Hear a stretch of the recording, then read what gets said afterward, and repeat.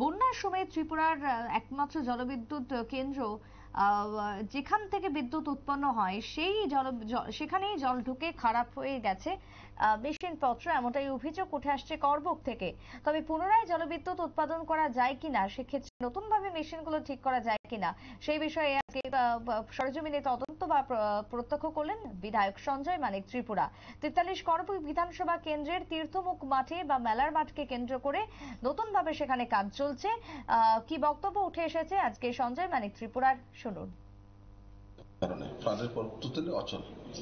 তো এখন যেটা কারেন্ট এরিয়া আছে এটা এক্সট্রা, এটা অন্য থেকে অন্য কানেকশনটা আলাদা হবে, কিন্তু এখান থেকে যেটা কারেন্ট উৎপত্তি হওয়ার কথা এখানে টোটালি ডিফারেন্ট।